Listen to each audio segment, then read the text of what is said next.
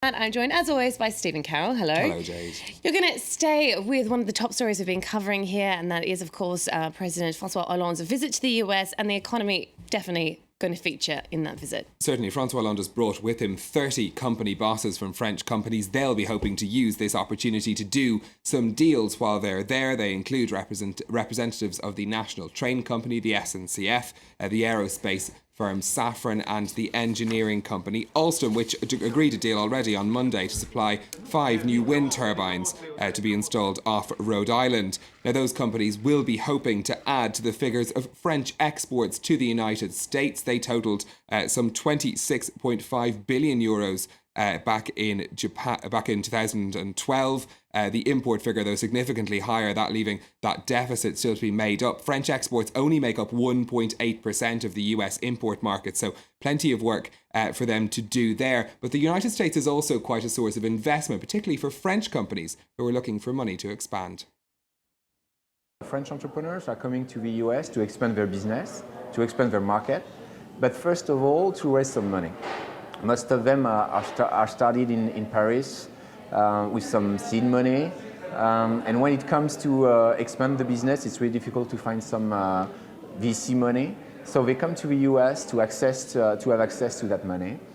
Let's check in on what's happening on the markets now. And things have begun in positive territory here in Europe. In London, shares in the bank Barclays dipped slightly into the red this morning after the official release of their results. They had pre-announced some portion of that yesterday. The company returned to a full-year net profit and said that staff will receive bonuses this year, although there are some redundancies on the cards as well. Investors will be watching closely later as the new chairwoman of the Federal Reserve, Janet Yellen, speaks to a congressional committee. She'll be talking about the tapering of the Fed's monetary stimulus and the state of the US labour market.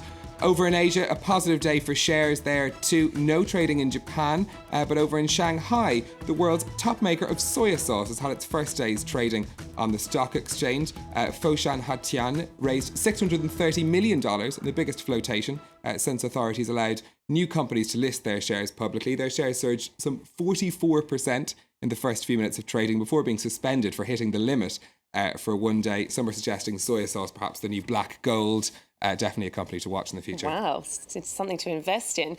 Plenty of other company news around today as well. What else has caught your eye, Stephen? We're going to move on and have a look at the French cosmetics firm L'Oréal, which has bought back 8% of the shares in its company from Nestlé in a deal worth 6.5 billion euros. The sale will be financed by the transfer to Nestlé of the pharmaceuticals lab Galderma, which is a joint venture with L'Oréal. The Bettencourt Meyers family, which includes Liliane Bettencourt, the daughter of L'Oréal's founder, will increase its share in the company to 33%. This comes after L'Oréal posted record earnings of 3 billion euros for 2013. Net profit at the tire manufacturer Michelin fell by 28% last year. The company earned 1.1 billion euros in 2013, hit by the cost of a massive restructuring plan. Sales at Michelin also fell over 5% to 20 billion euros. And as the Singapore Air Show gets underway, Vietjet has confirmed its order for 63 new planes from Airbus. The Vietnamese airline is buying the A320s with a view to expanding its domestic and international routes. The planes have a list price of $6.4 billion. All right, we talk a lot about the problem of low consumer spending, but there seems to be one place where people are willing to splash a bit more cash. Yeah, and that's in airports. I mean, you're a captive consumer when you're waiting for a flight, but both Paris's Charles de Gaulle and the Middle Eastern hub in Dubai have pumped money into expanding their retail space after the success. It's a booming sector, and here in France, a chance to also market those important made-in-France products. Delano de Souza has more.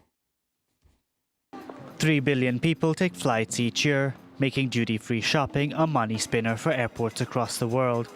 Be it Dubai or Paris, they all rely on one formula: make a simple traveller go on a buying frenzy.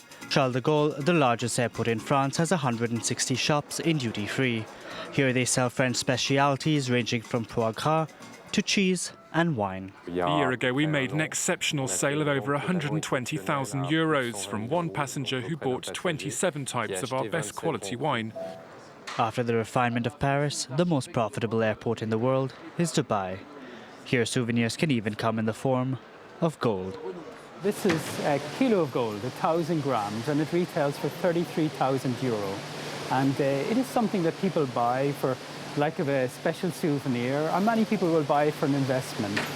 Dubai sells twice as many watches as Charles de Gaulle. In Dubai, the average customer spends €30 versus €18 in Paris. To keep up with competition, duty-free shops are innovating. In Paris, commercial screens adapt to the language of passengers depending on the flight. Passengers also need to walk through the duty-free shops to get to their gates. Slick techniques to get clients to spend on things they don't necessarily need.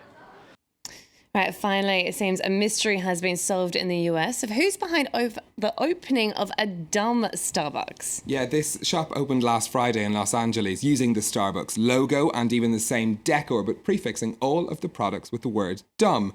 Now, the man behind it revealed himself in a YouTube video published on Monday as the comedian Nathan Fielder, who's known for staging public hoaxes. Now, he claims it is a real business, this dumb Starbucks, and that he's entitled to do so because it's a parody. Now, Starbucks doesn't agree. They say while they appreciate the humour, Nathan Fielder's company can't use their name, which is a protected trademark. Perhaps some legal battles ahead for him there. Yeah, it does seem like a slight infringement. All right. Indeed. Thanks very much for that, Stephen Carroll. Time to look now at what's grabbing headlines around the world.